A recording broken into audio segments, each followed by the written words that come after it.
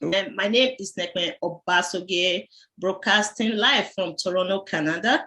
Today's program focuses on the recent return of Benin bronzes from Smithsonian's National Museum of African Arts in Washington, D.C., United States. Smithsonian Museum became the first institution in the United States to return Benin bronzes back to Nigeria. For the benefit of those who are not familiar with the controversial history of Benin artifacts in some Western countries, in 1897, a British colonial expedition looted vast quantities of Benin artifacts from the Oba's Palace in Benin.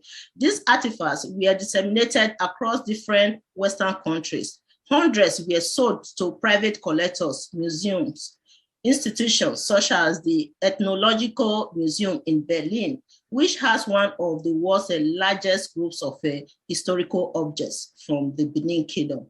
Many of these artifacts were also distributed across different states in the United States. However, the German Museum has recently signed an agreement with the Nigerian government to return more than 1,000 Benin artifacts back to Nigeria. Today's program, we examine the ethical reasons behind the recent return of Benin artifacts by Smithsonian Museum. We will also reflect on why Britain, the main country that looted Benin artifacts, has not yet responded or joined other countries to return Benin artifacts back to Nigeria. The British Museum probably houses the highest number of Benin objects in the West. The question of why Britain is reluctant to return Benin artifacts will also be discussed. So I welcome everyone to today's program. We have 12 panelists on the program. Professor Esoe Mercy Omoregbe from the Department of Linguistic Studies, University of Benin, Barrister N.Y. Fred Ogeriahe from Ireland, Professor Alex Igbineweka from California, United States, Dr. Gladys Ameze Ikimi, Associate Professor at the University of Benin, Barrister Kingsley Jesurobo from Toronto, Canada, Lady Abioma Ogbewi from New York, Dr. Patricia E. Fadaka Igbinovia is joining us from New York, Mr. Michael Ode, President of BACO from Germany, Mr. David Gogwili from Washington, D.C., Dr. Harris Enabulele from New Jersey, United States, Mr. Akmojeve Omar Senjuwa, Geography Lecturer at the University of Gambia, and Professor Victor Edosa Omozuwa from the Department of Linguistic Studies, University of Benin. I welcome you all to this program. Before we start the program, for those who are watching from Facebook or YouTube, please leave your comment in the comment section. Nico Kat is here to support me moderate to this program. Thank you, Nico. Thank you, appreciate it. And very, very grateful to be here with all of you and to listen. So really important discussions. Thank you. You are welcome. So before we start the program, I'm going to play a video about Britain. A few years ago, the British Museum got together with a series of other museums in Britain and museums across Europe, and they reached a consensus between them with Nigerian counterparts that they would loan back Benin bronzes in a sort of rotation between them. And the British Museum was happy with that arrangement, but that arrangement has completely fallen apart because virtually every other museum that was part of that arrangement has now decided to give back its bronzes, and the British Museum is standing alone. Professor Mozuwa. I'm with you. Okay, so what is your take on that comment about Britain? You know, Barnaby Phillips was in our program a few weeks ago. So it was the same thing that we discussed about. You know, Barnaby Phillips said it the way it is. You know, it is a pity that, Britain is still holding on to those artifacts after, the havoc they wreaked on the Edo people. I think it is, out of sheer arrogance, because I listened to one of their officials who said, it wasn't going to be possible for them to return those artifacts. So I really don't know why they are holding on to those artifacts, even when other museums across the world have agreed to return those artifacts to the original owners. Bringing back those artifacts will go a long way to healing, the wounds. It wasn't only in respect of the cultural artifacts they took away. When they eventually established in Nigeria, they made sure they subjected us to the people. And, educationally and otherwise, we were until the late Oba of Benin, Oba Akezwa, Oba Atokpe, spearheaded the movement for the creation of Midwest states. So it's a very painful experience to see that these people are still not willing, to undo what they did. Thank you, sir. Thank you. I will call Barrister Fred Ogeriake. Yes, I would like to start by congratulating the Smithsonian Museum for the return of these artifacts. I would also like to congratulate all those, including the panel members today, for their contribution, in some aspect pressure, and of course the Nembo Television for your very consistent agitation for the return of these artifacts to Nigeria, to Benin. I would like to start by saying that one of the reasons that I would advance for these unnecessary delay of the British leading the quest for the return of these artifacts to Benin would be, one, the act of deliberate delay. Now, I say deliberate delay because it is clear from the consensus that they reached with other nations who are in possession of these artifacts, that they are clearly aware of these ethical, moral reasons or argument for the return of these artifacts to Nigeria. The other issue is the financial benefits that these artifacts have been according to the British economy, and that they've been making quite a lot of money from these artifacts, and it's becoming very, very difficult for them, I would say, reluctantly difficult for them to return these artifacts back to the original owner. They're clearly aware that they stole these artifacts. I mean, let's be very honest, they stole these artifacts, and they've been making quite a lot of money through their museums all these decades. And I think someone who has been making that amount of money would find it very, very reluctant to return such property to the original owner. The third point that I would like to raise is the denial of the existence of the reality that these artifacts were actually stolen. To say that a man who stole a property from another will now agitate to share the possession of that property with the original owner they stole the property from is an aberration from moral, ethical, or legal tenets that you cannot, even under British law, when you acquire possession illegally or acquire assets illegally, there are provisions under British law to facilitate the restitution of those properties to the original owner under the Theft and Fraud Act, so that you do not benefit from your own enterprise of criminality. And there are laws like that in the UK. So the British government are clearly aware about this, that if you steal in the United Kingdom, that there are rules that preclude you from benefiting from that enterprise. But it is so unfortunate that when you look at these rules and compare the way the British are treating the artifacts stolen from the Kingdom of Benin, you find the disparity in the approach. That, so I would say, is a deliberate attempt, because there are rules there to follow. And then I would stop there for the time being. Thank you for saying that it's a deliberate attempt. Given that at Smithsonian Museum last week, the officials even declared these artifacts as stolen materials from the Benin Kingdom. So I'm going to play the video for the audience to listen before I will go to the next person. I'm sorry, I'm going to play the video very quick. The credit for the move to restitute Benin bronzes from American collections belongs to the students of RISD, who called on the museum to repatriate a Benin sculpture of the head of an Oba from their collection back in 2017. 5 years ago, this movement started with college students. And when I joined the National Gallery in 2019, it was a postgraduate student in the gallery's Center for Advanced Study of the Visual Arts who alerted me to the Benin bronze in the gallery's collection and asked me point blank to repatriate it. I applaud this generation of scholars and emerging professionals who demand a higher bar for museums. For years, the National Gallery's curators and researchers have worked to learn more about the Benin sculpture in our collection and its provenance. We came to understand that the work had been stolen from the Royal Palace of Benin in 1897, subsequently sold at auction in London in 1954, and later given to the National Gallery in 1955.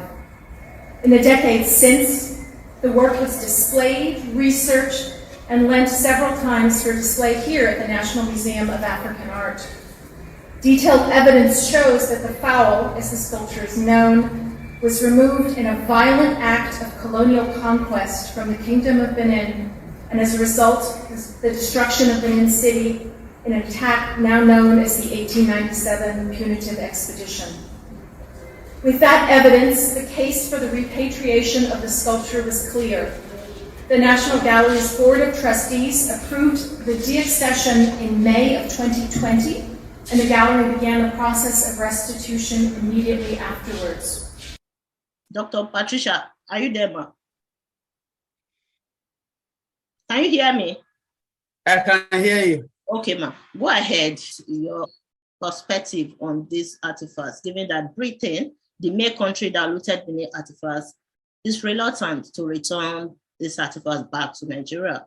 I think it's very unfortunate that Britain, the main architect of the stealing, is still resisting returning these items. Why I say it's unfortunate is because a lot of things might be happening. The law of karma is there. Ebonite, not to boetic, but you don't have to swear for anybody for any repercussion to happen. The law of nature is that there's repercussion for whatever you do, good or bad. Why is Britain behind other nations now? The greatest empire in those days, because of this same stubbornness. The Queen had part of this artifact in her home, the leopards that were sent to her as gift, and she died, not mentioning anything about it. And they feel we are fools. This era is era of resisting the earlier colonization and speaking up. Bernabe Phillips has said it. Other authors are fighting for us. They're asking for us to speak up. It's not just the material return of these items. There's a history behind every item that they took away. I'm a Christian. I believe every object has a soul.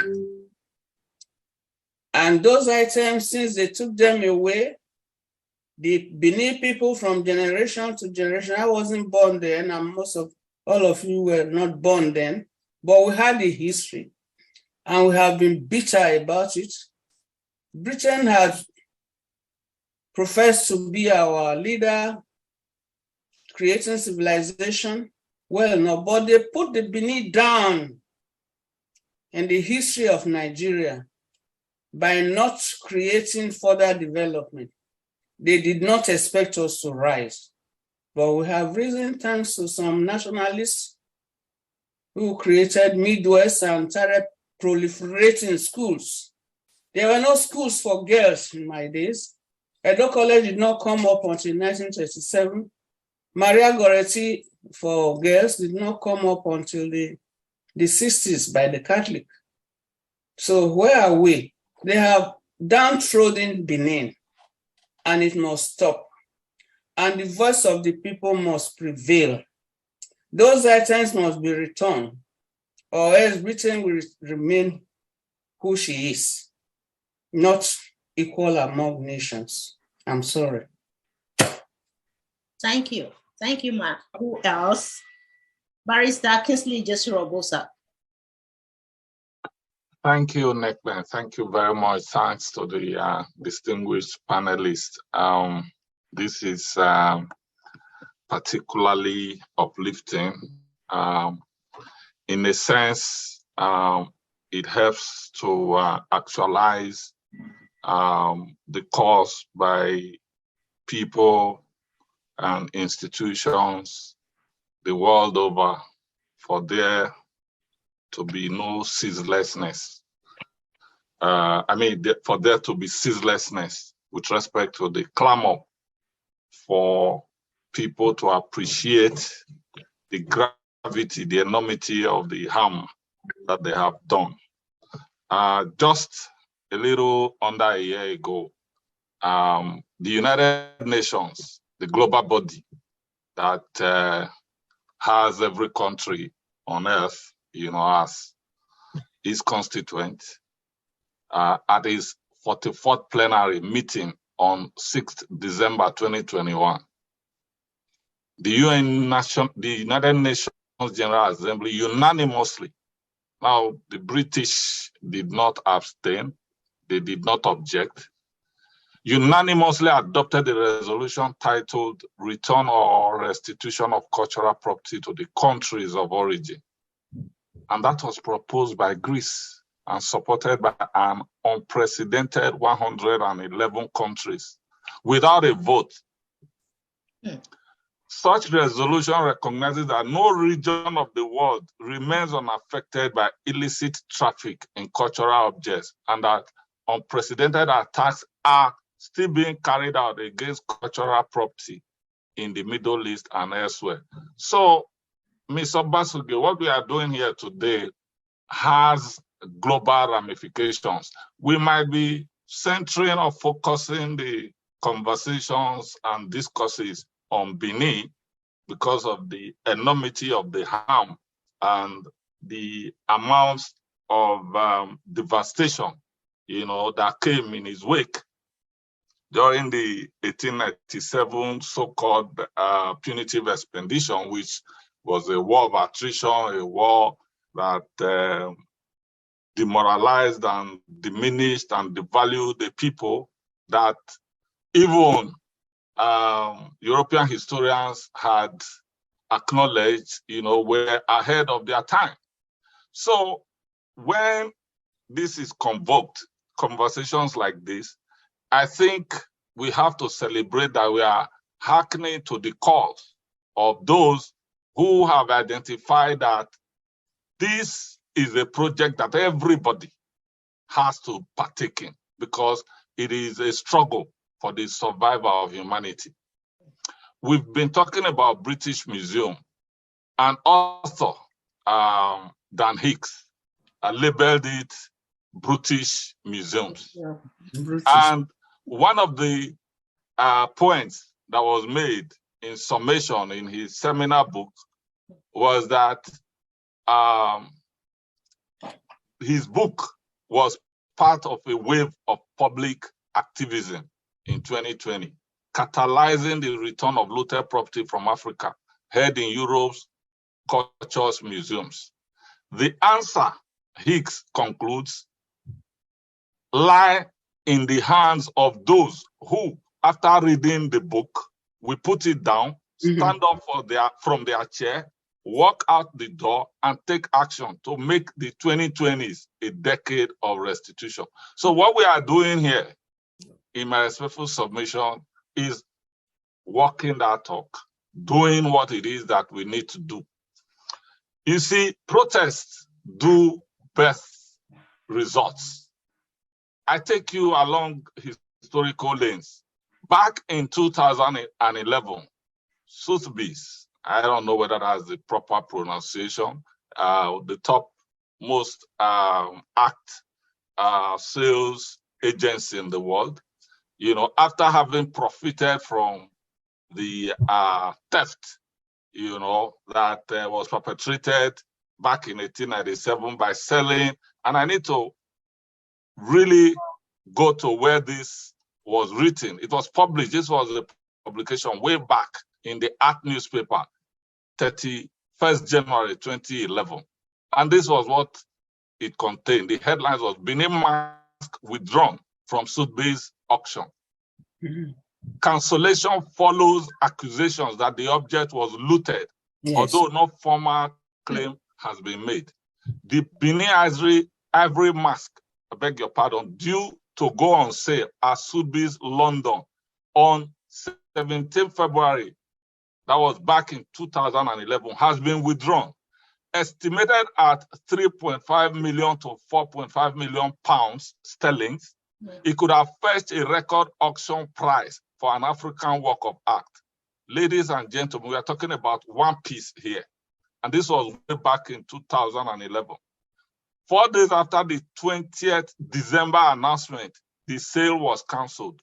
Sotheby's explained, quote, the Benin ivory pendant mask and other items consigned by the descendants of Lionel Goward, which Sotheby's had announced for auction in February 2011, have been withdrawn from sale at the request of the consignors. The consignors declined to comment. And here is something very interesting, because that was not the first time. And hear this, Sotheby's had braced itself for possible protest, but an important bronze head of an Oba had been sold for $4.7 million at his New York branch on 17th May 2007 with few problems. I paused there. Now, here's the point. These protests do have results. What we are dealing with is the capitalization, the monetization of looted items. So the more we speak out, the more these folks are going to realize that they are not going to have a safe place. Of course, it's very difficult, if not impossible, to market stolen goods. But the thieves would obviously persist if they are not called to order. For now, I will say there is both moral and ethical basis for these protestations. I will conclude by referring to what I wrote in my poem titled Edo. Oh, Edo, people of Credo, we don't hide what we do. Our pride doesn't ride on our do. We are knights of day and night. We have fought epic fights. We are wrought in might.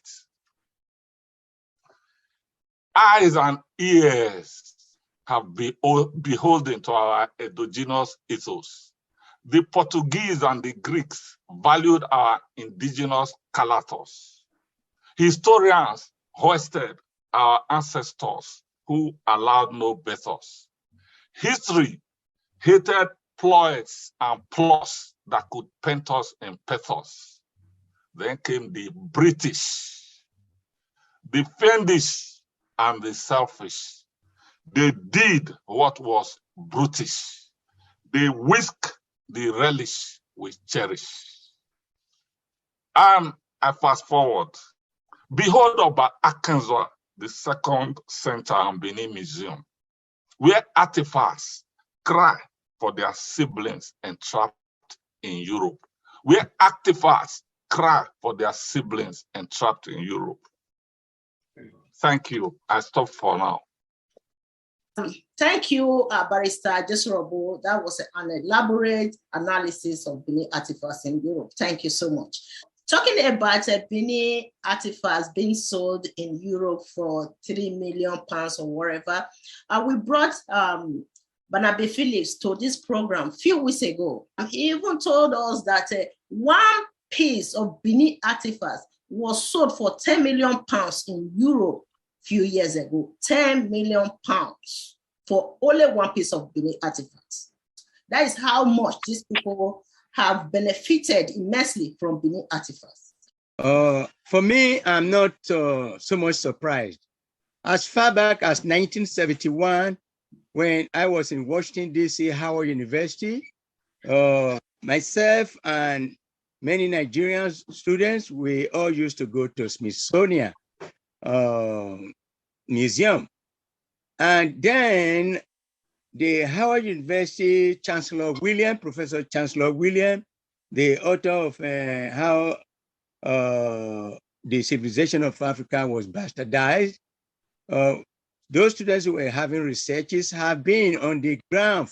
I call them foot soldiers, demanding for the restitution or the return of these stolen artifacts.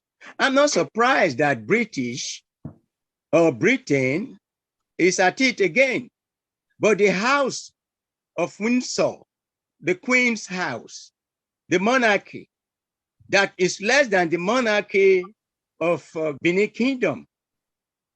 They call it punitive expenditure or punitive mission. They are at it again. Now you have King Charles III following in the footsteps of the mom. They don't need to be appealed to. They're not taking that leadership. Many of these things that are being returned, many of these artifacts that are being returned by other museums or other nations across the world, they got them from through the British monarch, not the British government, because I heard us talking about the British government. Who's the head of the British government, if not the monarchy over there? So the call should be centered at the House of Windsor to lead the way so that the British government, if they are giving that dictates from the House of Windsor, they definitely will release many of our things. Imagine when we were going for the festa, they demanded for millions to be paid to them for them to return the Idia head, or they were going to loan it. And what did we do? We still have the arts. We still have the people who can replicate, and that was what was done. It was a replicated one, and the guy is still living. So I enjoyed Barrister Kingsley saying protestation should continue. And I see what we are doing here today as very historic. And I thank you, my sister Nekme Obasogie Uri, that you have been able to pull all the forces together here to address this issue. It will go down historically as a historical exemplary approach that we are adopting in the diaspora. So we will continue that protestation. We will not be tired. I am still alive. I am quietly doing what I can do in my own little way, along with other Beninese. We are Beninese, and we don't give up. And our mom on the line also said, the law of karma. These are natural laws upon which all the other national laws are built. Unwe, if you gay, oga you wa. If you gay, oga you wa. And Erima betai severio enikao oba Akenzwa. I would rather worship God using my own traditional language. They have succeeded in giving us their English language. We were not speaking English prior to them coming. We were speaking Benin. We are Benin. That oppression must stop. And that's why we are also in another session that you heard before, calling for the study and the teaching of Benin language in the universities or in all the tertiary, in all primary, secondary, and tertiary level. We shall continue to call for that. And we shall continue to move that. The government of Obaseki, along with the secretary or the commissioner for education of Yahweh, Miss or Dr. of Yahweh, should ensure that we have our Benin studies together in Benin or Edo Kingdom. We shall not be tired. We shall not give up. and we shall hand over the baton to our children. The struggle is on. I will stop there for the time being. Thank you. Thank you. So I was just working with the video from Smithsonian's museum last week. I'm going to pull out one other comment from Secretary of the Museum himself. Let's listen to him. So, 1897. Boy, that's a long time to wait for justice. A long time to wait for fairness. A long time to wait for ethical returns and ownership of such important materials of Benin bronzes. I've been struck as I thought about this day and how important this is for the Smithsonian. I'm struck by the fact that a recent survey suggests that 90% of African cultural patrimony that's in museums or in museums outside of Africa. In some ways, it's crucially important to find that rebalance, to make sure that this material is both preserved, interpreted, and made accessible to those who don't know anything about it and to those who this is about their culture. Smithsonian is humbled and quite honored to play a small part by transferring ownership to helping to bring long-delayed justice, long-delayed visibility, long-delayed objects brought back to Nigeria. Mr. David, can you hear us? Mr. David, can you hear us? Yes, I can. I can hear you. Can you tell us more, your understanding so far about the return of Benin artifacts back to Nigeria? Go ahead, sir. Understanding is that in my travels to different museums, and I have seen the artifacts in Germany, and I always wondered, like, how did they get them? I mean, now that I know, I'm feeling more energized to participate in getting the artifacts back to where they belong, because not only the art but the language, as the professor said, you must keep your language, your mother's tongue, and you must keep your traditions and your it's showing that, as I heard before, that we have been further or more advanced than Europe early on, and it's important that the artifacts be returned back. And I, as I was looking at my computer here, and I'm looking at all these artifacts that came out of that are in the English Museum, British Museum, and I'm like, wow, that's a lot of looting there. And my son was in England for 6 years in the Air Force, so I had him take me to that museum so I could see some of those artifacts. And while living in Chicago, I missed the exposition when they had the Benin artifact, 2008. So yeah, I've been paying attention to this for a while. I just haven't been involved, but I look forward to spreading the word. Thank you. What the Secretary of Smithsonian was talking about, that these artifacts are all accessible to people who have no historical or cultural connection with the artifacts. So, go ahead, ma. Thank you, Mr. David. Thank you. Well, you're welcome. Hello, ma, can you hear me?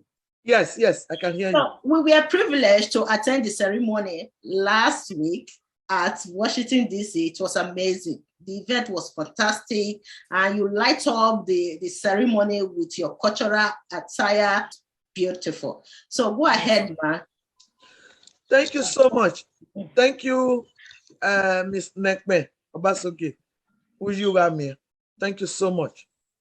This, what you are doing now, is what we should have. Maybe I cannot say we didn't start early, but we still started.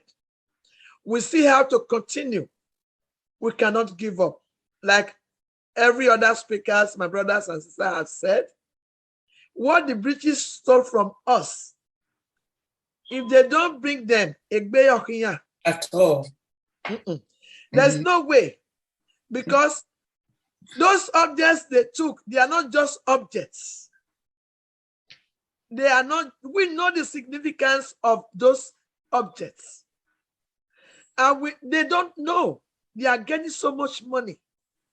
Like our brother said, maybe because of the money they are getting from it, they don't want to return it. It's not, that is part of it, but the British, as we know them, are very selfish people. Corny. Very, very corny.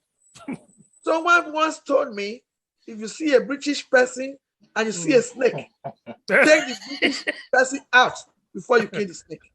Yes. Because they are more dangerous. We will not give up. We have to continue. We have to continue. Let the momentum, let it go up. We still have to continue. Everybody, Nigerians are everywhere. Benin people are everywhere in the whole wide world. We must continue so that they bring our artifact back. If they don't bring them back, it will be difficult for them. They already started getting it. Maybe they are not realizing it yet, but they are going to realize it.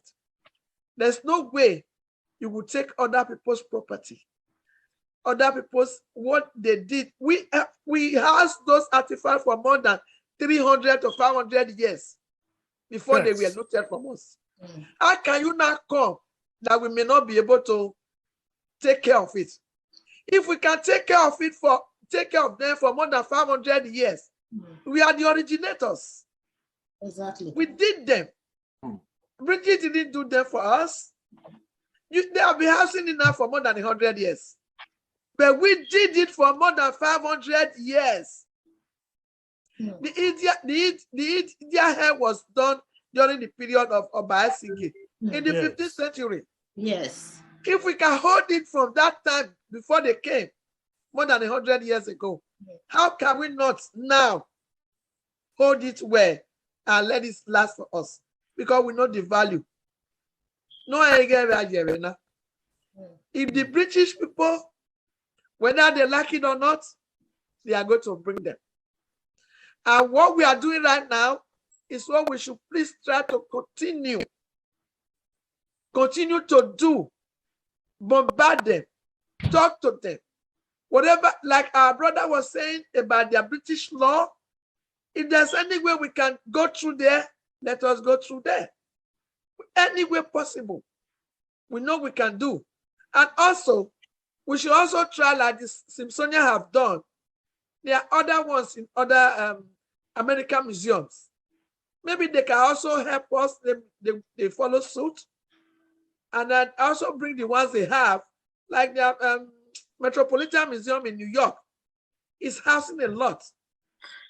So they should please, maybe there's any way anybody can talk to them so that we can try and start bringing them back home. And by the time everybody in the whole wide world, Americans are doing their own, the Germans are doing their own, every other country that has Benin artifacts are doing their own, it will not remain only the British. We will see the answers. Yes. That is what Barnaby Phillips just said, that Britain is standing alone right now. You know, a few years ago, there was this rumors that Britain is planning to loan us Benin bronzes. So we were actually, they cannot loan us our property. They don't know. They don't know the importance.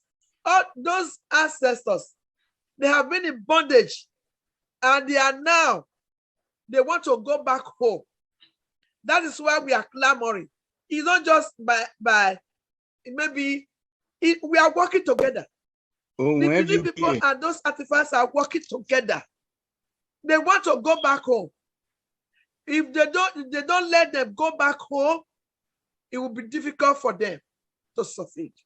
It will be difficult for them to achieve whatever they want to achieve.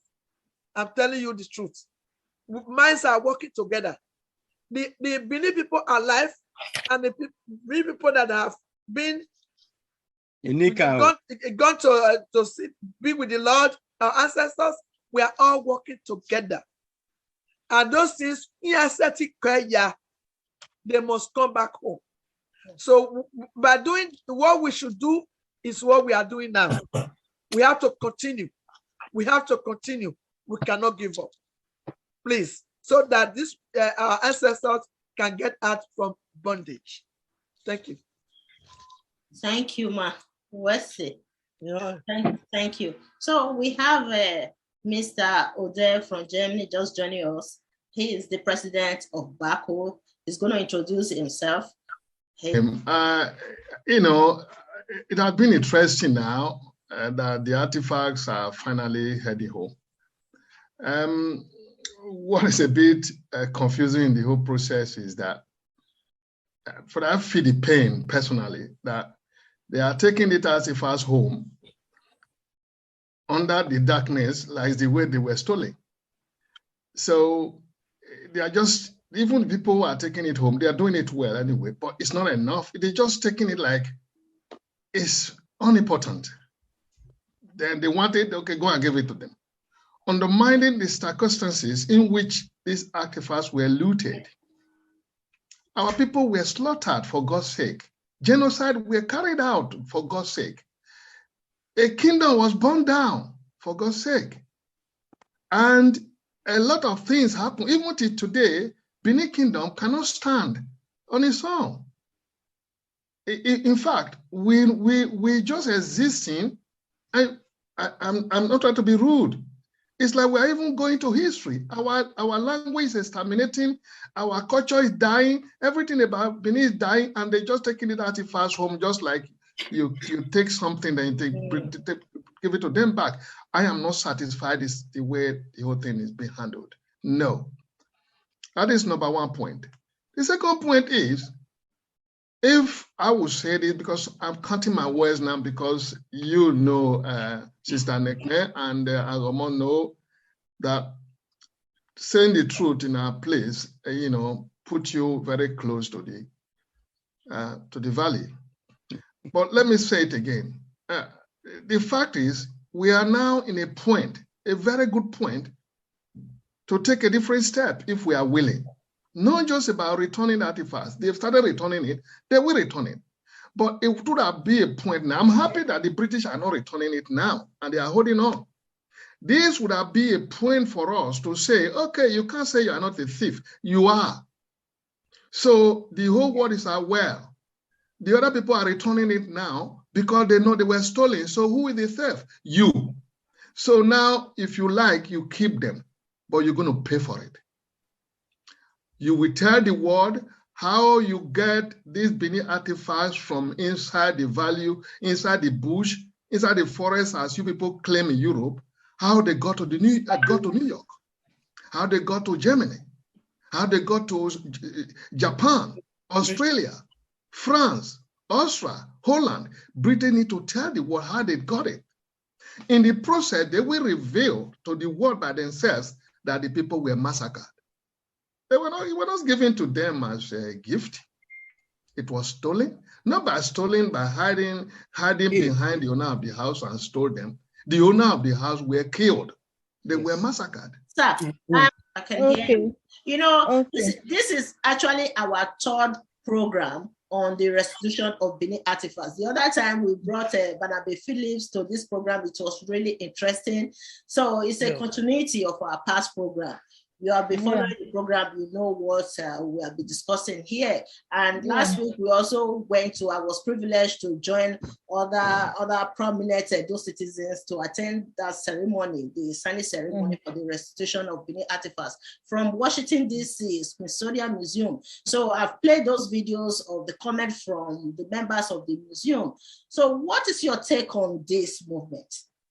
I watched that video, and we actually want to congratulate the Smithsonian Museum for being the first institution to return Benin artifacts to Nigeria from the United States. We know that others will follow suit in due course.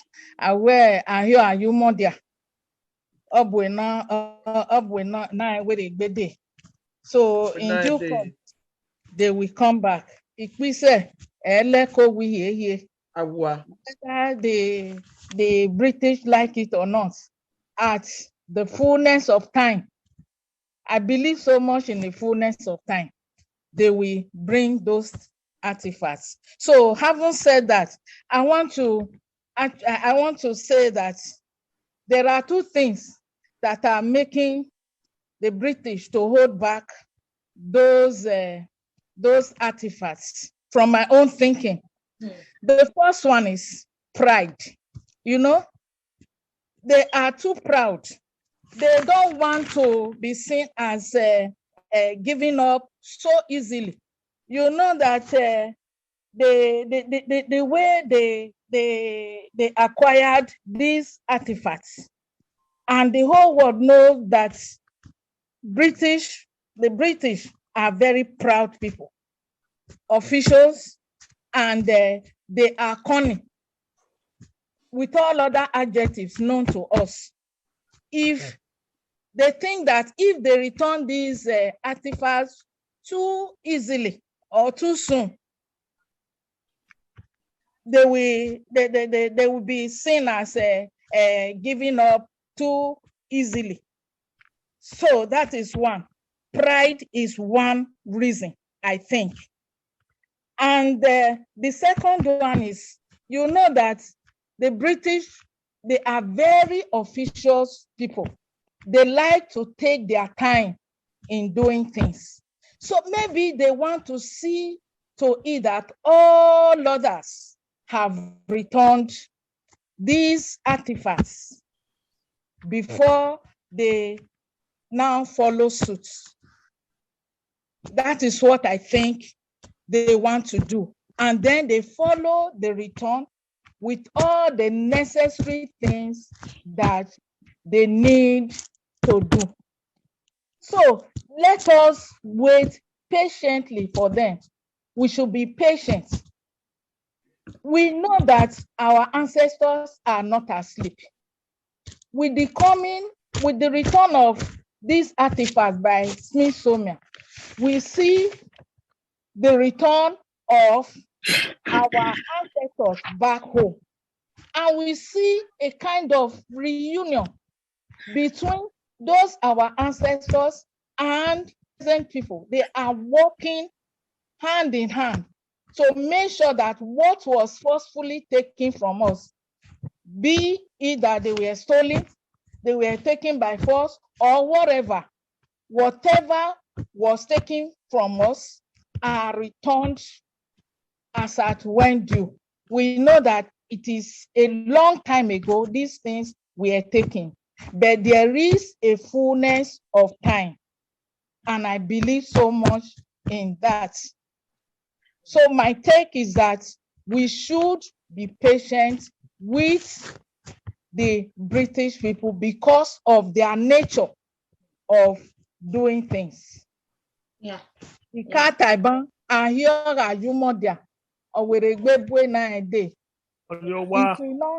will not hang where it goes to. Whatever goes up must come down. Yes, definitely. With the action of the United States Smithsonian Museum, German Museum, I think it will speed up the process of Britain returning Benin artifacts for sure. Yes. Because look at the comment from the members of the museum that those artifacts were stolen during the British expedition, conquest of Benin. So all those things will motivate them for sure. It will speed up this process. Who else? Anybody can jump in this time. At this time, the floor is open. Anybody can jump in. Nico, you are there listening. Yes. Go ahead. What is your opinion over this restitution of Benin artifacts, the ongoing restitution of Benin artifacts, given that Britain is the main country that looted these artifacts and they are not responding? Other countries are returning the artifacts and Britain is standing alone.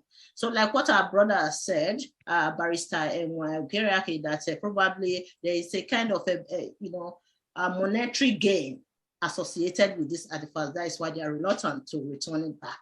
So go ahead. Yeah, thank you so much. And thank you for all of you for sharing your thoughts. It's been really enlightening. And definitely, it seems like it's been a great success of starting to acquire them back. However, definitely there are challenges that are so that we need that are being taken on, and that transparency is needed. That I definitely think it is the pride that the UK is trying to maintain, that they're trying to point fingers at both. Is it Nigeria? Is it Britain? It's just a silly game, I find, that they're trying to continue when there really should be just justice being done right from the start. That really all these artifacts each have a soul and a meaning, and that really they don't have any price tag. They are really priceless. They should just be, in the end, brought back to where they should be. And that if anything, this money should really be invested into the youth of Nigeria, where it seems that they already are taking these, like, I mean, of course, this group as well, though, with those with the mentions of the graduate students and before, just how they've kind of already been able to convince more, and just that's where I'm just thinking of, like, if more money can be put into the language, the culture, and the history, and even if they had these artifacts, they can teach the youth about their culture and their history. And I feel like from that, really, even more activism can continue on from your generation, from all the generations that are coming as well. So it's just like, I hear you out as well. It's a little like disheartening that it's just starting now. It is definitely late, though it is incredible that it is starting, and that I think there are going to be great strides going to be accomplished very soon. And I'm very excited. I wish you all the best of luck. I think it's amazing. I'm very, very grateful for this. So yeah, thank you for having me speak. Thank you, Nico. You know, right now the Benin people are saying that returning those artifacts will go a long way healing the wounds of British colonial violence in Benin. Barrister Ogeriahe, you know, what is your take on this? How can we protest, make our voice more louder than what we have been doing? We know that the Benin people, not that we are not speaking out, I think, I personally believe that we are not doing enough, you know. Yes. So tell us, what do you think will be the next step? So I do believe that they say charity begins at home, and that we must galvanize and bring together our people back home to appreciate the relevance of the return of these artifacts back to the kingdom. Now, quite a lot of the agitation you would find out, well, politically, yes, there has been moves to impress on the British and all those third parties who hold the Benin artifacts to return them. But I think it is time for us to properly educate our people back home that this is of essence, not just cultural, ethical essence to the kingdom of Benin, to make them realize why we want them back home, and to make them realize the benefits that these same artifacts is according to those who stole them from us. That is one way about it. Now, the second way about it is a collective consensus. Your platform is one, Nebo Television is one. I know there's another organization called the United Kingdom of Great Benin Empire. They have TV stations. There are quite a lot of collaborations, and that these entire platforms should come together as one to ensure that this become a topic, a daily topic, throwing this issue at the doorstep of the British until they appreciate. Because at the moment, it would look as if they're not appreciating what they've actually done, which is very, very unfortunate. Mm-hmm. Now, the world knows what they have done. The world knows the truth about the Benin artifacts. And I think it is high time that, apart from pushing it to their doorstep, that will make them realize the seriousness of what this agitation is about. That they killed, they murdered people. Undoubtedly, one can, lay their hands on any book to find out that these artifacts were stolen. and that they were stolen from the palace of the Oba of Benin. Oba Gatokbe, he said, that they have so profited from this from the remotest antiquity to today, and they are not willing to return this back to their original home. It's quite unfortunate. It's very uncivilized. One would say that, well, we expect the Africans to behave like this. We expect the Africans to react like this. It's like jungle justice. They acclaim this whole notion of superiority in terms of civilization. There are democratic processes that they operate within, day in and out. We all have the opportunity to listen to the way they dialogue democratically.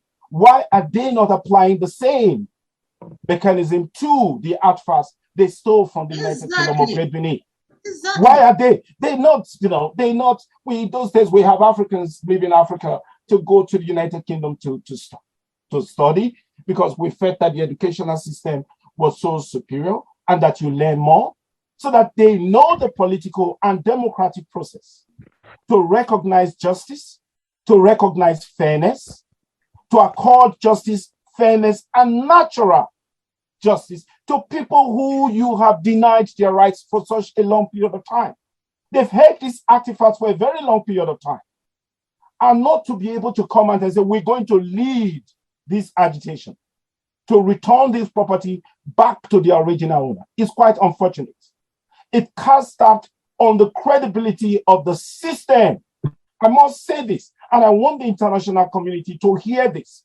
It casts doubt on the credibility of the democratic system which they profess that they uphold to the world, which they profess they uphold to the world.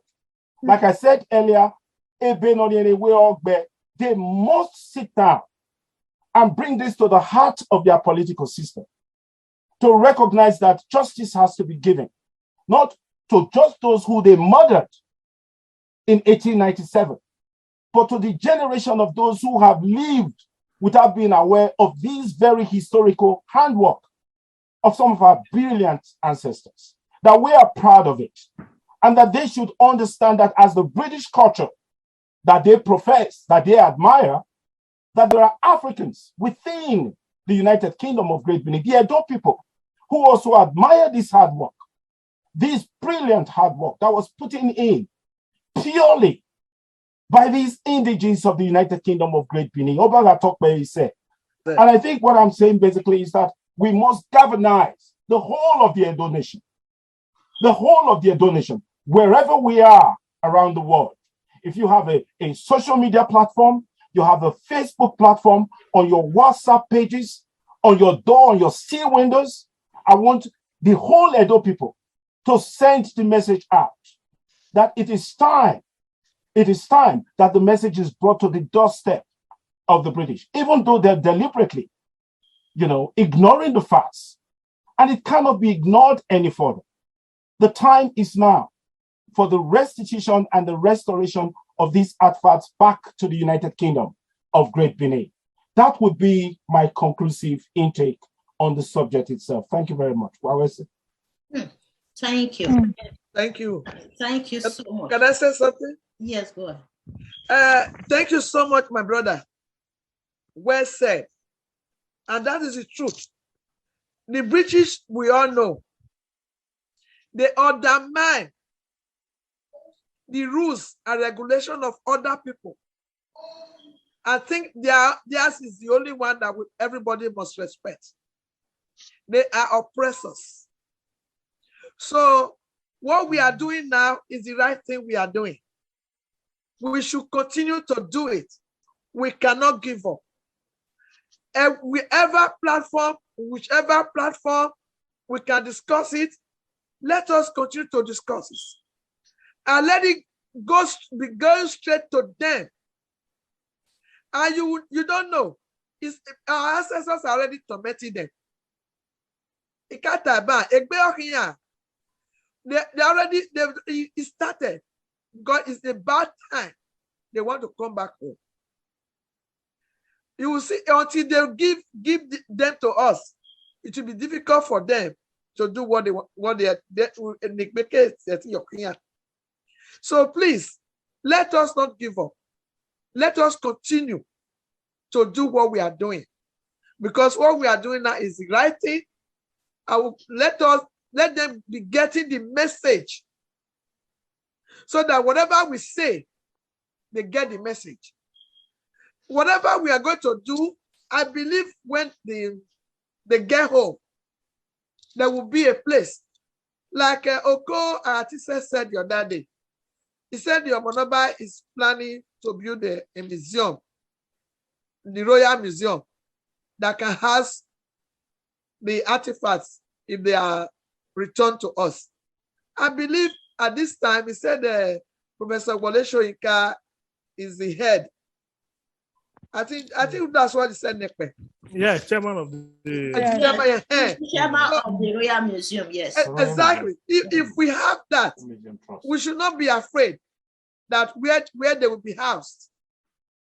I believe we have a place for them. They belong to us. We know where to put them. And as our Abba is preparing, he knows. He's a very, very highly educated person. He knows when they come back, they should be in a place that will be conducive for everybody to see it. So let us fight, continue to fight to see that they come back home. They come back home, we will have a place for them. And another thing people I read about, some people are saying that these British are very, very cunning. Yeah. Even if they say they are bringing them back, are we sure they are giving us the original artifacts? They are not giving us replicas. So I saw that someone talk about it. So let us be sure they are giving us what they stole from us. As we are talking, let us be sure they are not giving us fake. Please. That is true. The way they are reluctant to return those artifacts. Yes. You know. Who died? I thank you all for your contributions. There is an aspect I think we should also look inwards. That is the Iviedo. Because these same English people we are talking about, we have used all the available adjectives to qualify them. Cunning, arrogant, they're full of pride, stupid pride and all that. But you see, these people, when the so-called amalgamation, up to now, I don't think they have forgiven the Edo people for being the only one that stood up to them. Thank you. Thank you. Yes. Say that again. Yes. Say it again. They have not forgiven us. And they, even during the felt humiliated.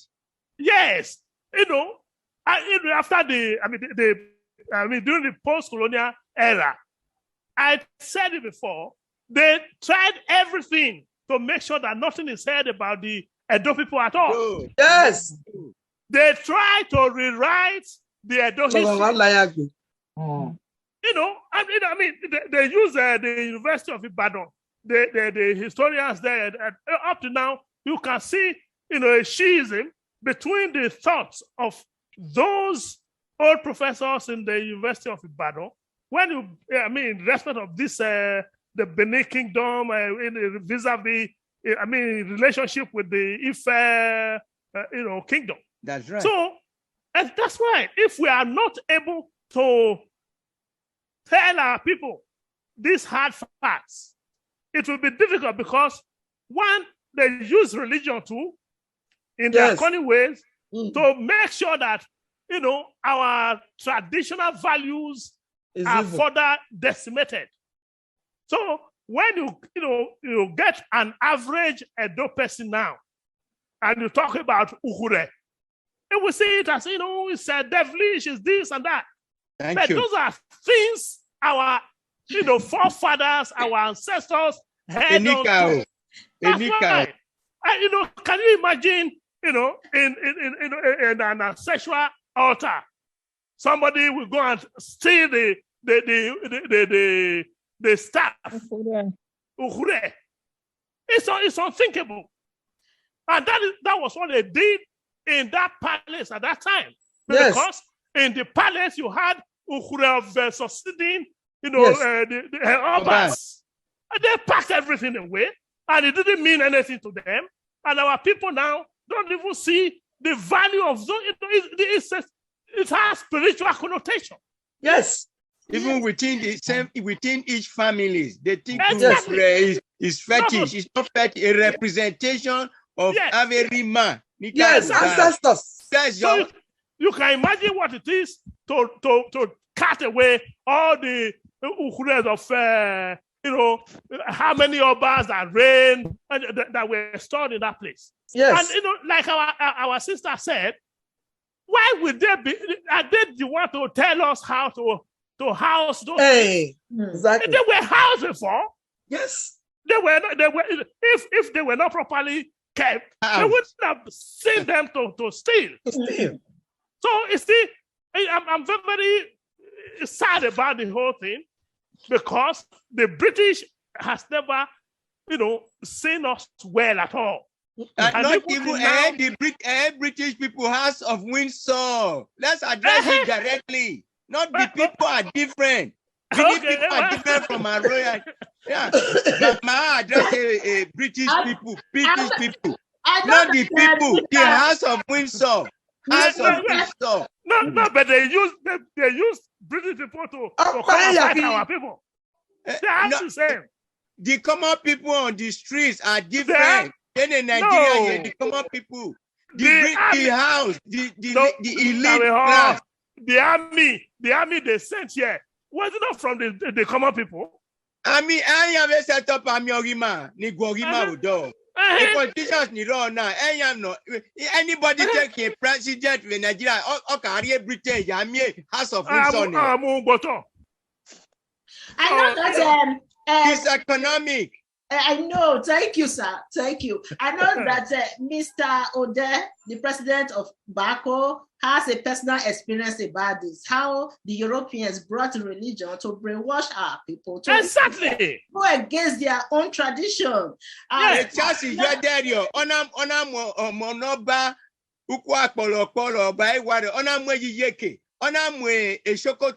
Fulani Yodao, Onamwe Oni of Ife Yodao, Onamwe Otima Erima, your Kagbima.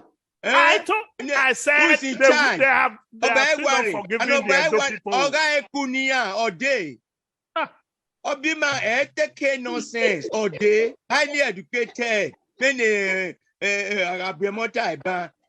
Agwenagia, Mayaga ku, Bekeni Maria Imakuna. Etimaku, Imawaku, Ikuna, Yaga Bege, Yahim Matana, House of Windsor, MFSC, the House of Windsor. The House of Windsor, they use other British people to oppress us. They say the people are now facing the House of Windsor. Period. No, I have been. All of them. Different levels. May I? Very interesting indeed. And if you permit me, I have some comments to make. Okay, sir. Go ahead. May I? Yes. I think every suggestion is valid. Having said that, there has to be a structured approach to these protestations and demands. That's why we are here. We are open to suggestions. Yes, I'm coming. And you see, at the different fora where these issues crop up, there is a great deal of formality to the process. Requests have to be formally made, and as you would have noticed, when returns are being effected, You see there are institutions that are represented, authorities play part, and all of that. So now what am I saying in so many ways? The government of Nigeria, which by virtue of the extant laws, international laws, is the formal body that can really, or through which these agitations can be channeled, needs to step up. The other day, I think the President Muhammadu Buhari wrote a piece which was published in one of these foreign mediums. I can't recall exactly which one now, where he basically condemned, the attitude of the countries that have continued to hold on, to these artifacts. There should be more of such formal condemnations, and at different fora, diplomatic fora, bilateral, multilateral encounters that the government of Nigeria has, with, these folks who have continued to hold on to these valued items of historical, spiritual, and in fact, the value cannot be overemphasized, to the victims. These things, there should be a formal approach to these demands, that is consistent and sustained. That's the first thing I'll say. Of course, in terms of the excuses that have been dredged up by, the looters, I don't think, with all due respect, we should waste time trying to understand or even rationalize, the excuse that they thief. What do you expect? Are we expecting that they are going to own up? No. Of course, there are principles that we all, those who are in the justice sector, even the average ordinary person, understands that justice delayed is justice denied. There is no excuse, tenable excuse, valid excuse that can be advanced for. I think my colleague, Barrister Jeraki, mentioned something. I think it must have been a slip of tongue when he said decades. We are talking centuries, 1897. This is 2022, for crying out loud. 100 years already passed. Yes. We are now where 2022. I mean, if the profit that they've made is more than enough for crying out loud. Yes. They've held on to it for so long. Yeah. It's not even something that one can appreciate, using common sense standards. Why is this continuing to happen? Of course, the conversation around whether it is the electorates or the citizens or the House of Windsor or the government, everybody is complicit in this crime. Yeah. I'm sorry to say. The reason why I say this is, okay, the government, they are the ones actually, that could influence it. Institutions within the British societal settings have been owning up. Some of the artifacts that have been returned, some of them were returned. I think the Cochrane head, the other day was the British from Aberdeen University that returned it of his own volition. So institutions, individuals, people are beginning to own up. So it's not a one-man problem in my view. It's not just exclusively a problem that we locate at the feet of the House of Windsor. Of course, they were the chief perpetrators of this heinous atrocity. However, now it is the beneficiaries have been, the museum and all these other institutions are raking millions of pounds, from tourists. I don't think every pence or pound that they make goes only to the House of Windsor. So the more we look at it, the more we see that this thing is something that soils the image and reputation, of the British people. And they should rise up to protect their image. And the international community, is it not a shame that, the Greeks themselves were the ones that sponsored, the resolution that I brought up. The British should be at the forefront, of this recognition and attempt at restitution. Now, as for us as a people, I think each and every one of us, every Benin, needs to appreciate that he or she has a role to play. I mentioned the Sotheby's aborted sale some 10 years, 11 years ago, 2011 to be precise. I was one of those, when I read about it, I was one of those who wrote a letter of protestation against it. Believe it or not, at that time, perhaps nobody thought it was going to be effective, but lo and behold, it proved effective. We are in an era of social media. Everybody goes online now, makes broadcasts and what have you. Let us utilize these tools because they have power of influence. Nigerians populate the British society a lot, Nigerians. And then I mentioned earlier that this is not just a matter for the Benin. These looters went outside of even Benin Kingdom to loot the other. I've heard of returns of Ife bronzes and what have you. Where are those coming from? Looters At Club. least everyone is impacted, but we are the ones that have been most devastatingly impacted. So others should join. We should try and collaborate and let others know that their interest is at stake. Again, as what I refer to, and this will be my last comment here, also showed, there is no region on earth that is spared. This thing is still happening. And if we don't abate the historical wrongs, if we don't fight to stem them, we are going to continue to see that the plunder will continue to manifest in different forms and variants. So I think at the end of the day, we need to do our best. When I talked about structure, I have to emphasize the fact that everybody cannot lead. And that is why this collection of leaders of thought is a very salutary endeavor that Ms. Nekpe Obasogie, has undertaken. So let those of us who are leaders in different spheres continue to push, and then let us continue to canvass the participation and involvement of the rank and file, everybody, and hopefully this will lead to a resolution sooner rather than later. Thank you very much. Thank you, sir. Thank you. The strategy right now, what would be the strategy right now?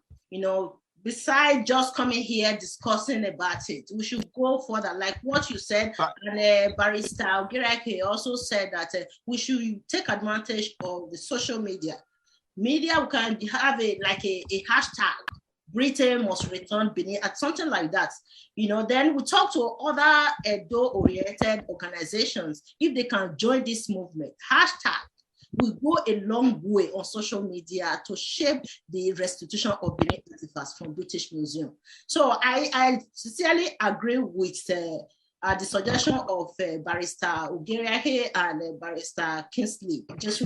So I think we should apply actions to our discussion, not necessarily believe that it is the financial gain, embedded in these Benin artifacts. That is why Britain is reluctant to return Benin artifacts, because, like what Barnaby Phillips said the other day, a British writer telling us that one piece of Benin artifacts was sold for 10 million pounds. What do you think? So you will not expect them to easily return those artifacts.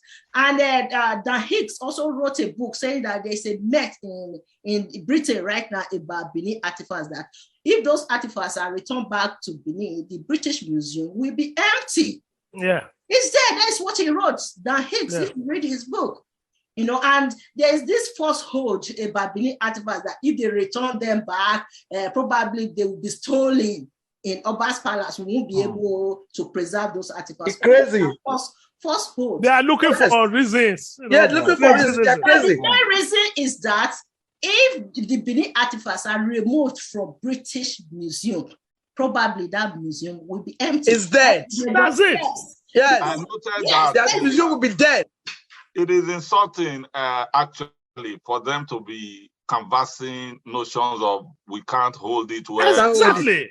As my big sister Abiomo Gbewi mentioned earlier, and all that will be stolen. In any event, who is anyone to tell you how to deal with your property? Exactly. Have you heard it before? That someone will tell you you cannot look after your property. What kind of thinking? What logic is that? Exactly. It is not tenable, it's insulting, and it's not the kind of thing I believe that should even occupy minds of people who are trying to work out.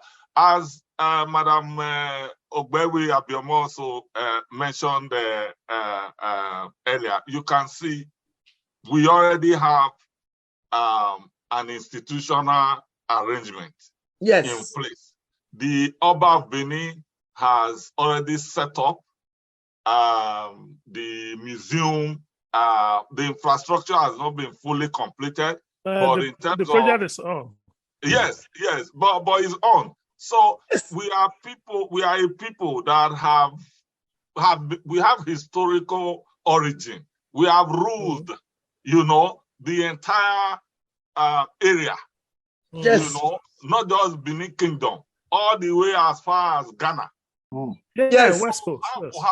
How tenable is the argument that we cannot manage artifacts? I mean, it's not tenable. It's very insulting. Is that what they are saying? Yeah. That we cannot manage. We cannot manage. Yeah.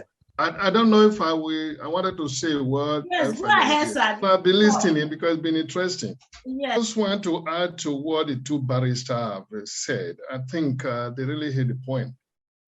Like Ogeri, I think let me work on that. We need to create a kind of orientational programs to educate our people towards knowing the value of these artifacts. So many of our youth has no interest. Whether you are bringing artifacts, whether you're not bringing them, they don't care. They don't care. When Queen Elizabeth died the other day, I had an argument with a lot of our people. Some even created a program singing the Iye Wo, all those kind of nonsense. I seriously educated them that I will never. My wife is British white.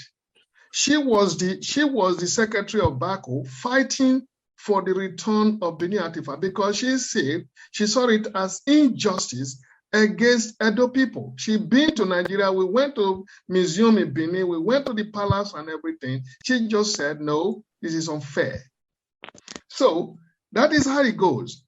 What I'm saying is, I was telling the youth that I will never sympathize with Queen Elizabeth death or whatsoever because she refused to apologize to my people for the whole 90 years she spent on earth. So why should I be singing that we are celebrating the mother? I won't do that. I apologize to my children. I said, that is your mother children, but they committed atrocity in Benin. Yes. Until there is official apology, I will never sympathize with them. Now, as somebody was saying, it is not really all British. It is the government and the ruling people there, both the kingship. They are the people who perpetrated the crimes, and they are the people who are still covering up and backing this crime. What we should do is this, my own personal suggestions. What we did here, when we started the war here, we went to the embassy. That was what Bako did. And the embassy called for our support. We gave the support. That is how Bako was known in Germany. So we back our...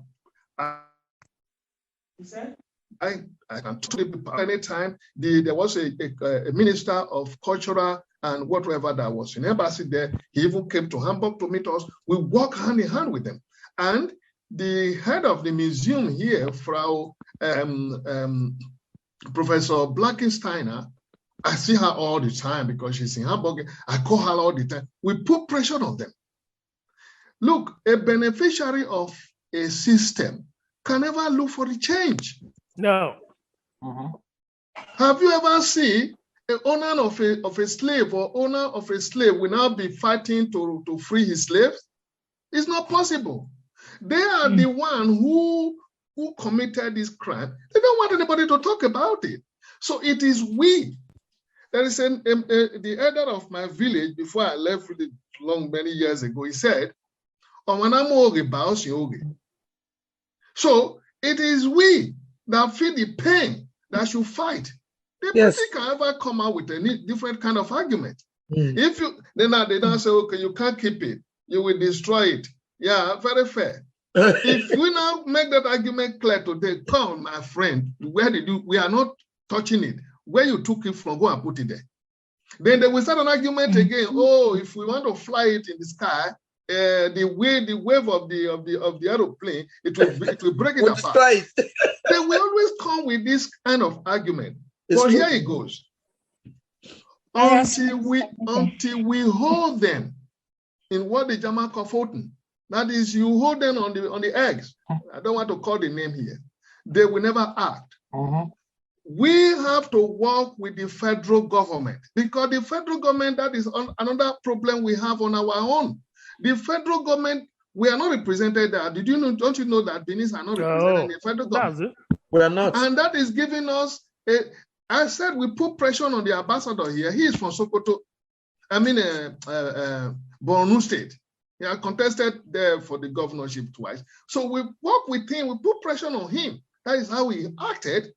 Then these people listening to him. So if we don't push our government, they're not going to act, because for someone like Lai Mohammed, they are the one arranging it. In the real sense, Lai Mohammed don't have to sign any good document, because that is how British and the Western countries organize these things. They said these artifacts belong to the museum. So even here, when the one in Hamburg and Germany here were handed over, or that was unfortunate, I couldn't go there. The Minister of Culture is a woman. She only go there and make a statement. The signing and the documents and everything were done by the museum. I just want to let people know it doesn't have to be that Lai Mohammed is irrelevant. No, it's just that this is how they do it. It's museum to museum. Britain did all these things to cover their back. That they are not interested in artifacts. They are not the one doing it. It is the museum, which we disagree. So, what I was trying to say is point one. Like Barrister Ogeriaki said, we have to orientate our people. We have to educate our people. We have to make our people know that these things, it's not about money, that these things values.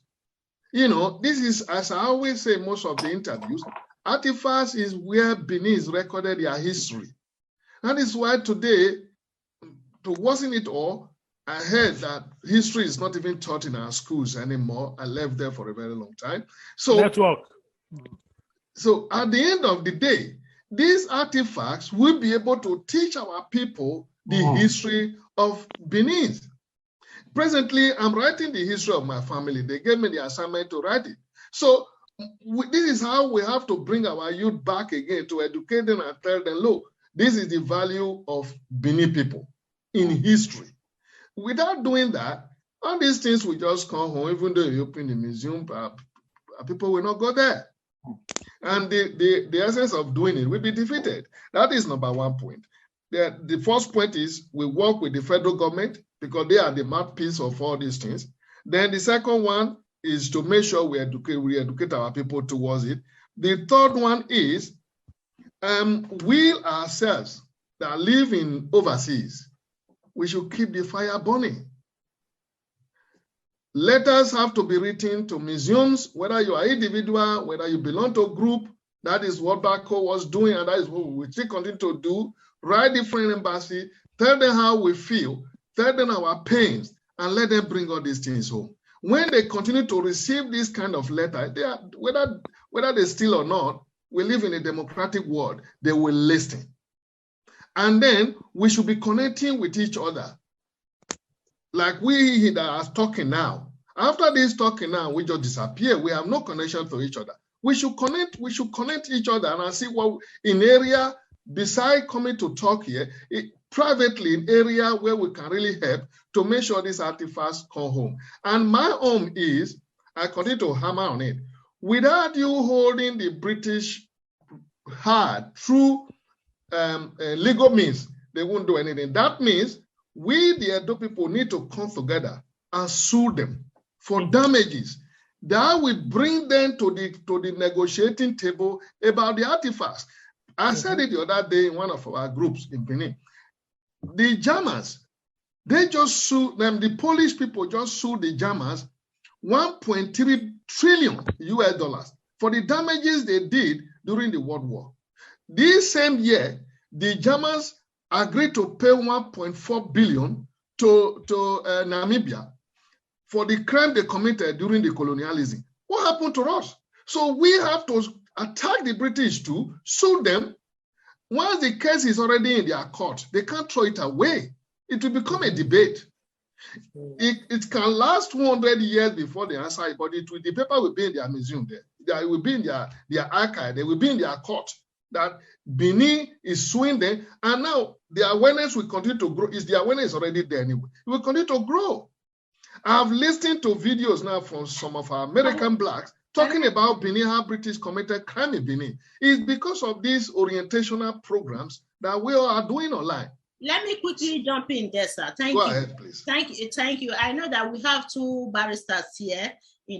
A few years ago, when I interviewed Ebohon, a high priest Osemige Ebohon, he said he wanted to sue Britain for looting Benin artifacts, but the Oba of Benin refused to support such ideas, saying that we should use dialogue.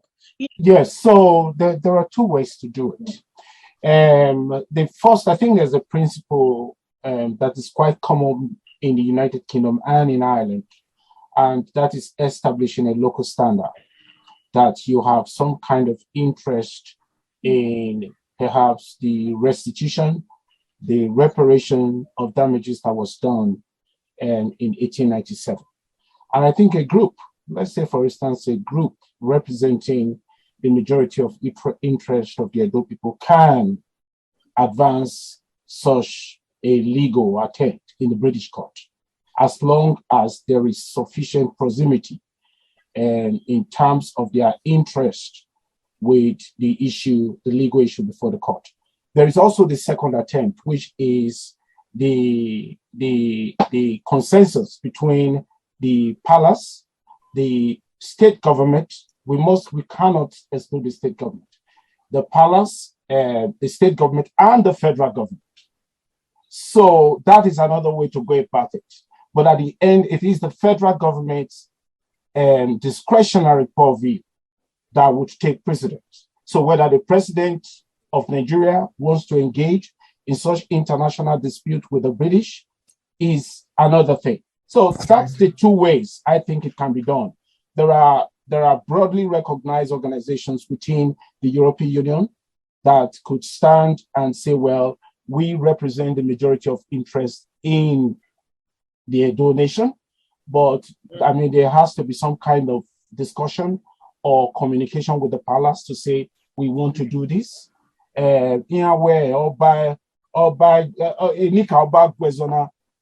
the palace itself, the king will not come out and say, well, I am bringing this case against the United Kingdom. But organizations that could represent and reflect the broad interest of the Edo nation can advance that lawsuit in the UK. Okay. But Yes. permission should be taken from the Oba's palace, right? You don't really need the permission. What you need to establish is that you have sufficient interest. And that's why I say, where you have a group that can establish, a broad recognition or representation of a majority of the Edo nation, and then they can establish that they have interest, that these artifacts be returned or reparation be paid in terms of these artifacts, they can bring multiple lawsuits against the British government. And the Nigeria authority can also bring a lawsuit. But once the court establishes that they have that interest, that number one, that the citizens of the United Kingdom of Great Benin, number two, that their ancestors died as a result of this. Number three, that these artifacts were stolen from the palace of the Oba of Benin. If they can prove that kind of local standard, that they had that sufficient interest, I think they'll be able to bring those proceedings before the court. And once those are established, I think the court would hear it. An example was a lawsuit that was brought against this particular individual in Germany. I think they called him Monkey Face recently. That's an example of it. Monkey Face, yeah. Yes, I was in the court. I was in the court. You were in that court. That's an example of what I'm saying, talking about. And that principle also applies in that case in Germany. I was considering suing that young lad myself, but look, I am still putting it into consideration. But I'll say for now, that's what the principle is. If I may just jump in, yes, there are all kinds of things you have to grapple with when you go before any court of law to press any action. Aside from the challenges of having to establish, as what Barrister Ojiriaki said, local standard, you have to also canvass issues of the course of action. What exactly are you going to allege? And at the end of the day, how are you going to prove it? And there are many acts that you find in statute books in countries, Sovereign Immunity Act, that limits, capacity of people to sue governments. And then that is even talking domestically now. At the international forum, where perhaps the states, engage themselves in litigation and they want to press, state rights or rights of constituent component of the state, then the individual, whether you are an organization and so on, may not even have locus, because at that level is between the government or between governments. So perhaps when we talk about litigation, there's so much that is involved that may not be too clear, to the ordinary eye. Having said that, I agree with what Mr. Odess said, that it's not about how efficacious this may be. It may very well have its own political value. Even a case has a nuisance value. Yeah, and correct. We have to look at everything, and nothing should be thrown out. So I'm not here saying, there are hurdles here and there. One thing that is undeniable is that there is intrinsic validity in these claims. Whether you look at it from a legal or moral perspective, there's something that can be made out of the grievances. And as for the palace, of course, our monarch, in his wisdom, he himself was a diplomat, so he understands. He has been in the vanguard of this, agitation.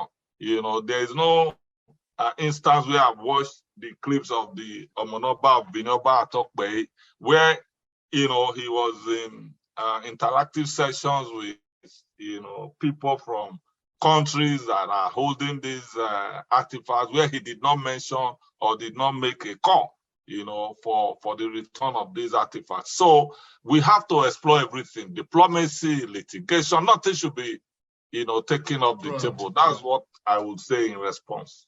Thank you. Just to add, thank you very much. Just to add to that, I do believe, for the time being, just like we discussed in our previous section, that the moral and ethical arguments seem to be galvanizing momentum. That solely on the basis of the moral and ethical argument, you find that quite a few number of these artifacts have been returned to Nigeria. And I think we need to continue to explore that further.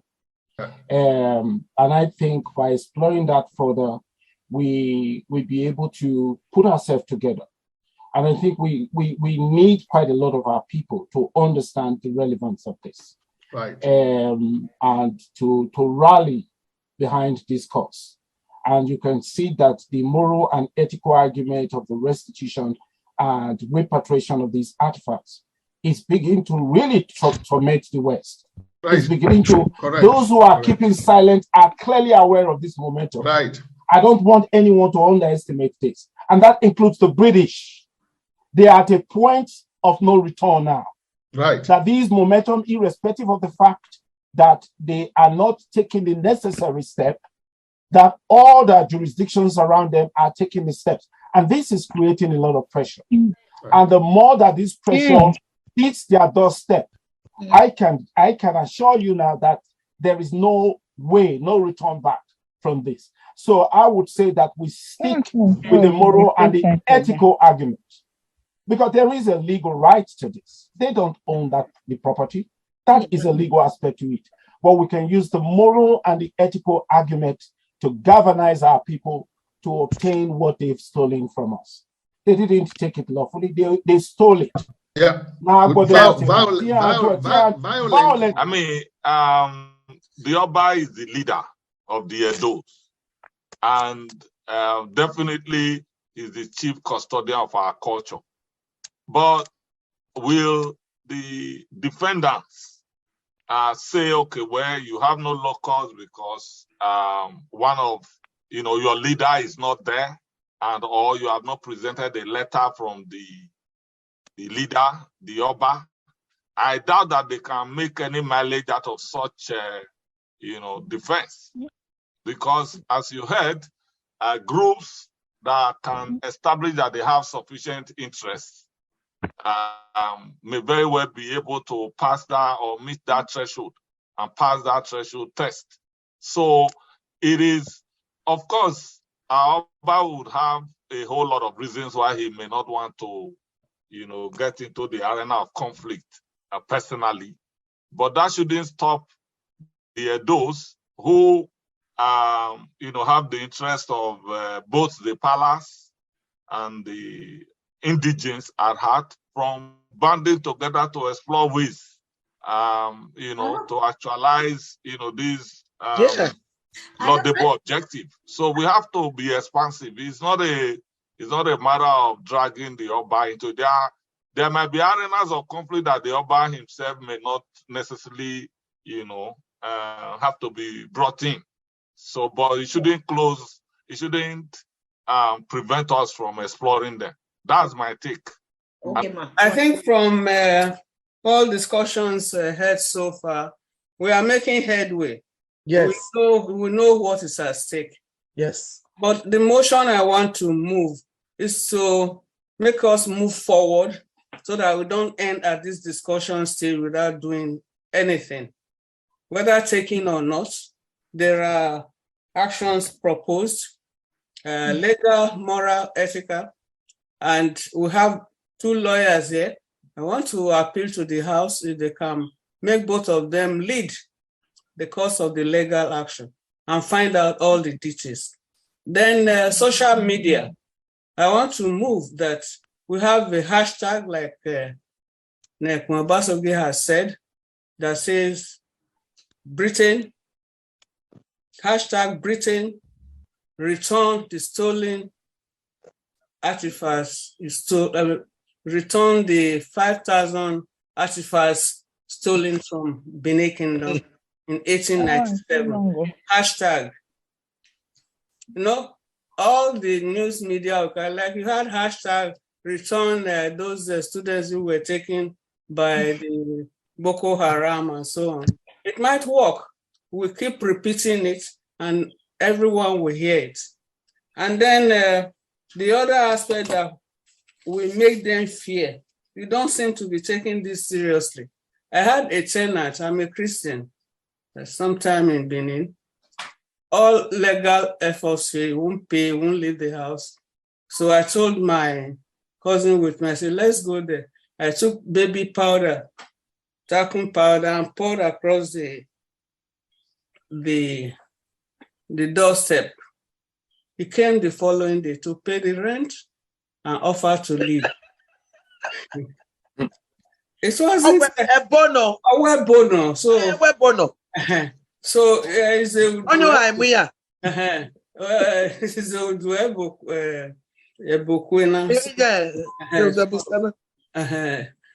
So I'm saying that if you don't drive that fear into them, they don't fear your legal action, you might remain there forever asking for it. They are adamant. Correct. We are not. Oh yes. we are not. We didn't get ourselves. We didn't get ourselves annoyed enough. Like this other author said, he said all the stolen items from various countries is making them feel down morally. It's a European who wrote the article in 2017, and every nation was against him for saying that the artifacts should be returned.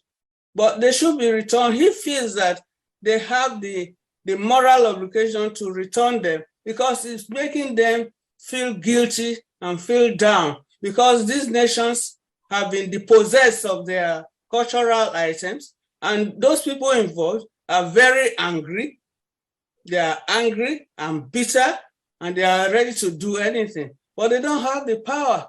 But God has the power, and the spiritual power is there. It's what I'm invoking. That's true. What I'm invoking. If I tell you that something will happen, and I mean it, and you say it will happen, we all in consensus believe it will happen. Britain has not been at ease. And since the invasion happened, all those who took part in the expedition, various things happened to them. Some of them were very similar. Many of them committed suicide, some poison, and so on. The palace that housed the artifacts that were given to the queen is there. The system has not been right, I'm sorry to say. Look at the history. Go into retrospect. You see that things have not been right. Yes. If I say in retrospect, Britain retrospect and see what is going on. There will be peace if you return Benin artifacts. They will listen. Some may not listen, but let's talk. Let's get angry. The Benin monarch who was taken and putting in shackles, he was worn a rope to cover the shackles on the legs while he was in the boat. That man suffered. Yes. He suffered with the few women they took along with that. The children were being maltreated and so on. But who will speak for him? Who will speak for him? So we have heard this story and we keep quiet. And the British who are writing, like the one who wrote the British expedition, he said it was brutish. A brute is a bad animal that is wild. So it was a brutish attack. It was an animalistic attack on Benin. We don't get annoyed enough. The people were raped. The women were raped and killed. That's why you don't have any half-castes in Benin, because after raping them, they killed them. The city was burnt down, and then the artifacts got out from various corners, from the roofs, from the walls, from everywhere. And for 3 days, they were on casting this thing back to the ship. And when they got home, they were welcomed as heroes. And here we are still talking. Since then, we have been downtrodden in Benin. No schools. The Oba doesn't take his rightful place. He was the most important monarch in West Africa. And his empire spread to Ghana and so on and so forth. My great-grandfather was part of that expansion. What are we doing? The Oba cannot go to court to do this as a leader. Let's leave him out of it. Whatever you are doing, he might acquiesce, might condone it. But let's see if we can take action on behalf of our people and ensure that Benin will continue to go forward, prosper. We may not meet up, but we are not doing badly. That we are all assembled here. It gives me joy that there are still people in Benin who were not downtrodden. Thank you very much. Thank you, Ma. What we are doing now, if they hear, you need to hear what some people's comments are concerning this return of the artifacts, because of the way they have been brainwashed in terms of the religious thing. That's where I'm going to. You know, and it's a very serious issue. It's a very serious thing. That's why it's agitating my heart. That's why I'm bringing it in, so that we'll think of a way to try and solve this problem, so that we can carry them along in this fight, because we need to carry them along if we must make a lot of headway in this fight for the return of the artifact by the British. You know, many have been hypnotized. Yes. That's a very serious one. Because of that, they don't even believe that anything about the Benin culture has any credit at all. Any so value. when we are talking about the return of the artifact, they see it as returning those rituals that have been taken away. Fetish. They see it as a kind of a fetish, ritualistic aspect of the belief. So I think what we should do is to find a way to, in the course of reorientating our people, we should find a way of disabusing their minds against this kind of orientation. In 2019 in Benin, we were in that meeting. Mr. Zeyamu was there. A lot of people, big Benins were there. So when the program was going on, I said, no, stop. They wanted me to address them. And I said, no, we should start speaking Benin. If we are Bahaido, the language we are speaking here should be Benin. It was there, I know. Someone like Pastor Isaiah Yamu can speak Benin without mixing it with the English for more than 2 hours. Really? And I'm telling you this. Maybe you don't know. Because the father was a chief. Yes, I was so surprised and I was so proud of him. So I told them in that meeting before I told them, if you lose your language, that was my quotation. If you lose your language as people, you lose your culture. If you lose your culture, you lose your identity. If you lose your identity, you become a slave. Nobody. So this is it. We should identify our problems and start solving them. So if we identify this, then we look for a way to be educating our people, telling our people in different programs, wherever we have. If I'm a Benin, I always go to ITV there and I speak my mind the way I want it. This is Benin culture. When I'm there, I take my children. My children are white. I taught them how to speak Benin. That is point one. When I'm in Benin, I take them to TV there. Benis are happy to hear white children speaking Benin. I think everybody should contribute individually to this aspect. Once Benin language become a proud language, our culture will be back. Because if you speak in parable now, our youth doesn't know what you meant. So we that are still holding Benin language, we should look for a way. Language is number one. Once our language is back again, our cultural values will be identified. If our language die, come on, we forget about us. So we will not live in history. Thank you, sir. We have been doing a lot to preserve the language over this month. You know, I know Professor Mozuwa is here, and recently we even declared August 13th as Edo Language Day. So we have been doing our best. We are also encouraging Edo citizens worldwide to continue to teach their children how to speak the language, because language is the vehicle that we use to drive culture. And I identify with what the professor mentioned when the whole issue of the reception that we might get, might become a challenge given the bastardization of the belief system of the average Edo person. I think Zedo Azoele se awegbe or uge or ikpedi uge or so the fact is there's an object here and there's a reality. the average person, the average Benin person, okay, youth right now can hardly speak Benin without missing it. Even many of us who were born, when my father gave birth to me and my mom, Kingsley was not part of my name.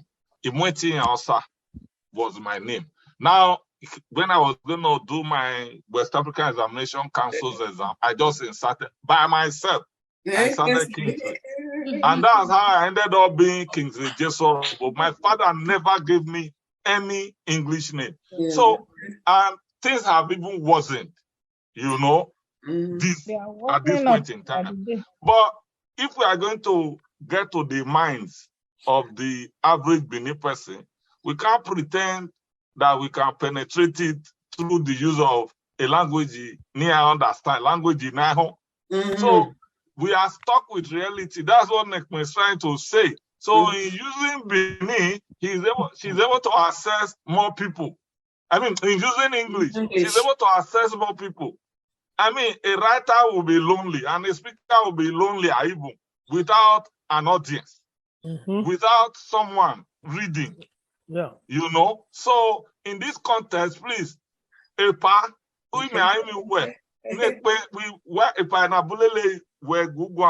yes, why it is important for us now as a women.